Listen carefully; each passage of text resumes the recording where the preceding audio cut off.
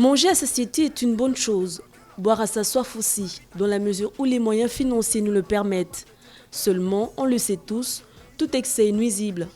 Manger plus qu'il n'en faut ou lever trop le coude n'est pas sans conséquence. L'une d'entre elles est l'obésité, une forme d'anomalie qui peut toucher tous les membres de l'organisme humain.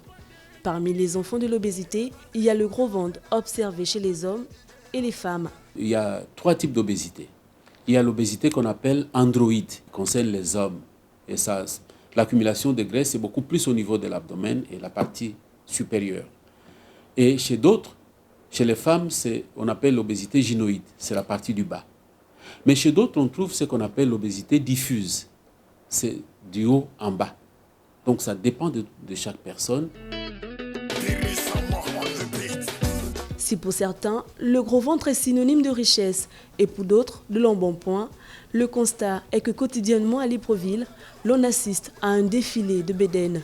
Si certains en ont honte, d'autres l'assument pleinement. L'obésité, je la compare toujours au carrefour du 12 mars. Ça peut vous conduire vers l'ancien port, au pôle Nord, ou bien à l'aéroport, ou bien au port, ou bien à l'ancienne cité de la démocratie.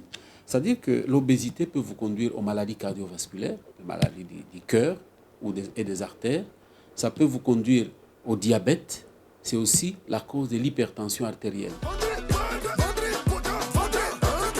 Comment arrive-t-on à ce résultat? Le spécialiste nutritif va dans l'explicatif. Parce qu'il faut connaître d'abord les causes. Ça peut être des causes qui sont liées aux antécédents familiaux, c'est-à-dire dans la famille, il y a un membre de famille, les parents ou les ascendants qui avaient tendance à prendre du poids.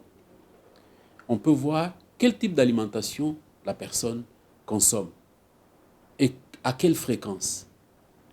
Est-ce que la personne fait des activités physiques? Mais que faire pour éviter la bédaine et comment s'en défaire? Il faut réduire la consommation de sucre, réduire la consommation de gras. Alors, comment on réduit la consommation de sucre? Évitez les pâtisseries. Quand vous avez l'habitude de prendre, par exemple, 5 ou 6 morceaux de sucre dans une tasse, c'est trop pour l'organisme, ça ne peut pas supporter. Vous mettez 2 morceaux de sucre, c'est amplement suffisant. Réduire la consommation de gras. Par exemple, manger moins de viande rouge ou de viande grasse.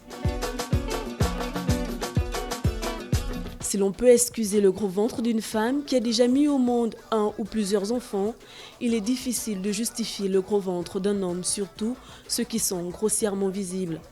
Comment arrive-t-on à cet extrême? Effet de mode ou problème de santé? Quand on sait qu'un gros ventre, c'est l'accumulation de graisse autour des viscères.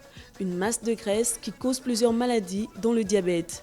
Messieurs, mesdames, si votre ventre commence à prendre du volume, allez consulter.